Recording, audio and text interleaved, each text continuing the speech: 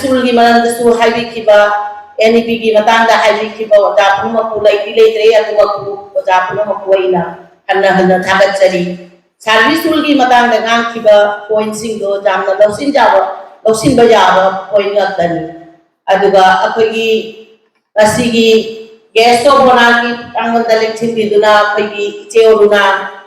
all Assam Maira Pai coordination committee ki president ichena thamiraba wahai kaya do ina aji isanduna thamjai je madu koi mathang nau nai na pangkop nabagi soidana hona jagani akhoi gi madam retired oja akhoi gi iche madam ki bem lei madam na thamiraba kunmaksu akhoi kokno na wahai kunmak ikokno na thamjari kaina mathang da koi machi kunmak je anggu bangabo ijage anggu pahai si koi na ngasi tingbiriba asigi mifam asida dengi roja puding maki mateng jamna maru oi aduna ngasigi numita se itha khajadana aina jamna nungai dakhi karina ngasi se nupigi numit oiramba nupigi numit hairase hana ahyan hanbada koi si America da asigi anana odoki bani adubu ngasidi nupigi numit haiba numit asi kari gi damakno koina mane numit asibu koina jamna harau tayamna mayam punna adi nungaiba phongdong nei kari gi no haibada hanagi matamda akoi nupi obagi phibam nupi oina leirami ba hanadi koi chaira kamagi makhada leirami chanabi gi makhada leirami hojiti like sugi nomagi like sugi matanda nupi obi singsi nomagi sum hengala kwa masana sagi makunga depa ngamjabagi matang masum lai la pasida akoi nupa kandu mirai galate hauji chu koi makoi gi marutuna dum lai ribani adu ay su koi thabak to go koi di aina hajani badi thabak to go koi di nupa nupi punna thabak to ragadi ani mak se understanding da lai ba jamna maru natra bagi hauji ko ri ba thabak to bagi phibam government na local iba thabak to bising da maru oina oja sinda jamna awaba gi phibam ni nomaijing leite suti leite kaura ko matam da chakada bani aido kasai ko da ko na na da bad chuma bani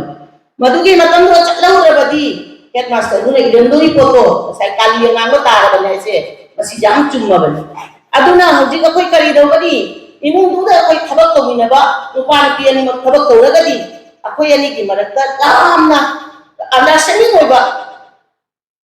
maramda matangda khoi leina gadabani nadrabadi akhoi da jamna akai da lakani ngasi khoina mi pharmacy adi lupasi apunba maitei leima thobi lu haina lupasi hangbasi mare keno January ki tang 15 da lupasi sengi bani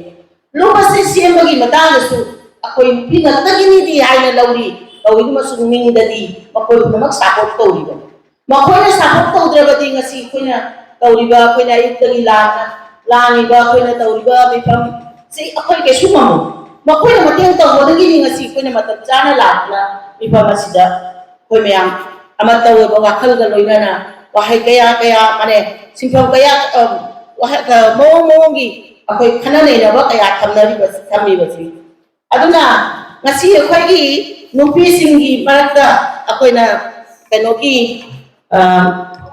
Luki matanda, Luki matanda itu kaji tengah aja ke, mayam na hai kare, lupasi honggogi matang itu na hai lagi. Aha moda na saya puspona hai lagi, de apa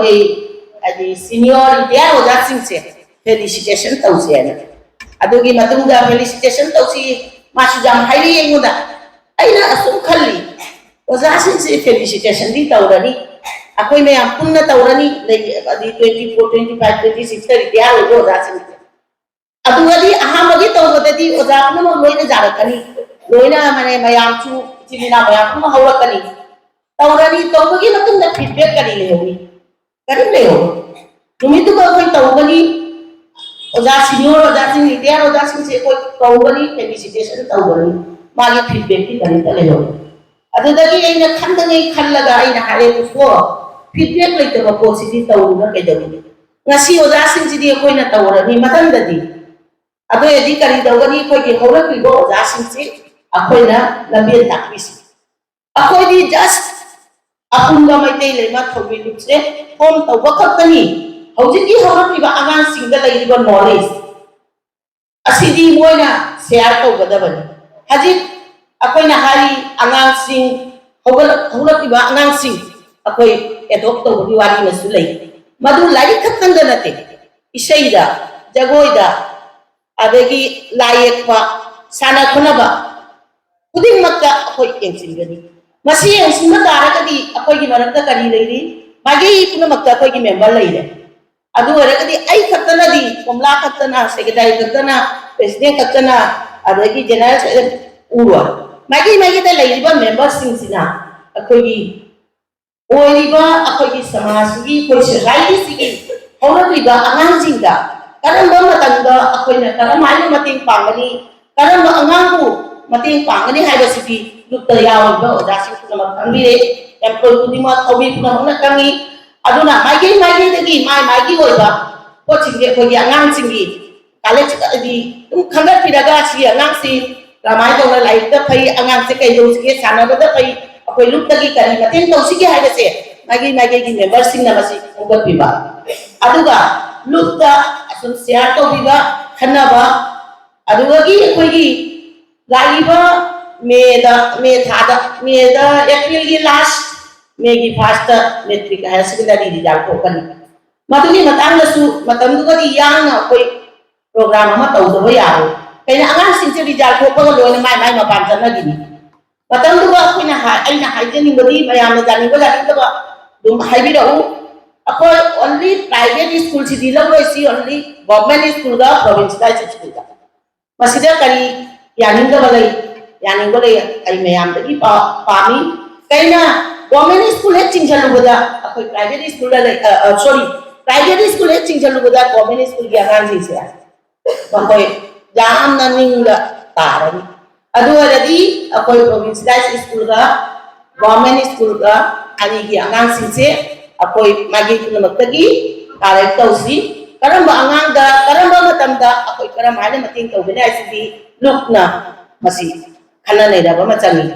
अदुगा मसिगी अखोइगी felicitation programme दा लेंबी रक्रिबा अखोइगी senior ओजागुरुसिंगु आइना अमुका हन्ना हाइजनिंगी मतम पुंगदा अखोइगी any programme any थौरन तौबा मतमदा अखोइ सोयदना invite तौजरकनी madam होगी अचीरबा मतमदो काइथोपिरे हायगा मतमदुगा अखोइना लेंबी रक्नबगी तमक्ता ngasi hana dum invite oina tawga chamanare aduna kawidana akhoi ani lupsigi program kudinga oja hoina lebirakwa aduga ngasigi chiraba matamda Lakipur Benakandi gi enosi da tari South Aksida Sinlanga University Sinlanga Langbiramba akhoi Nirmola Madam Nirmola adagi Madam Sundarani Madam Nima अखोइ गुसु आइना हन्ना थागतरी madam किरण ओइ चिथा उरसु दुम अखोइ मसे Naina खन्नासी वारौना lossy अदुगा लुककी ओइबा वारो खरदं आइ थमजरंगे अहानबदा अखोइना अखोइगी आगांसिंगु तोला तारबा आगांसिंगु like लाइसुदाबी यामना मंगाल तारबा जुम Hadi मथक्का अखोइगी ममांग तत्पाइसदी cell की मतेंग पुनमक अदुगुम्बा आगांसिंगो अखोइना करमाइना मतेंग पांगनी असिना अनि सुबदा अखोइगी नुंसिजरबा आगांसिंग कया अदि पिसा पिपा अखोइगी सानारोय आगांसिंग मपानदा चलिबसिंगसे मोइदा खुदोंग चादबा जामना नंगी आइना सुतादा मखोइसिंदुसु अखोइगा अदुम कनेक्ट तौबिरादि फाबनी अदुगा नुपी मैरा पाइबी मतम पुंबदा मैरा पाइबी को आइना इकाई नगौचे अदुना इचे लेरिंगेदा इवांतन हाइजहोगे मैरा पाइबी कोऑर्डिनेशन कमिटी की प्रेसिडेंट नि मतम पुंबदा मैरा पाइबी गा अखोइ उसमनना चकनी इचे ओना मतम पुंबदा अखोइ को निंजंग बिरौ अखोइ सु अखोइना अंगंबा मतेंग मैरा पाइबी दा पा सोयदन मतेंग तौगनी अदुगा मैरा पाइबी दा अखोइना अहांबा लुकसे होगोपा मतमदा खितंग चयनबा लैगिबदुदी इचेना सेंगदोपी गरे मदु जाना नुंगाइतबा पसत अमनी अदो तसेंबदी अखोइ मैरा पाइबी गा सोयदन मैरा पाइबी ना तौबा थबक खुदिंगमक्ता अखोइ जेल ओइ अखोइ सपोर्ट तौगनी मसी इचेदा इन ngasi हाइ इचेना थाजबिउ अखोइ मतम पुंगदा सपोर्ट तौरी मैरा पाई की एंट्री नते अखोई की लुट से अदुना अखोई में आंसू मैरा पाई ngasai chi na hai duni ningol ma po di मैरा पाई di ma po e hai bese masi jam chungra wan aduna mayam punama akhoi amatta hoina apunba maitei leima thawi nupsibu jokhasi masi mi amana anina te khoi mayam na pullaga amatta hoiba wakal pukhalga loina na lup asibu yokhasi lup asi akhoi na chawkhadaba honasi matam pumbada amaga khoi pau khaunasi lup ki lairiba app aduda hoina hainingba eni matam haibirau reply phangani aduga marakta khoi adum contact tawnasi asi haraga iku matang sida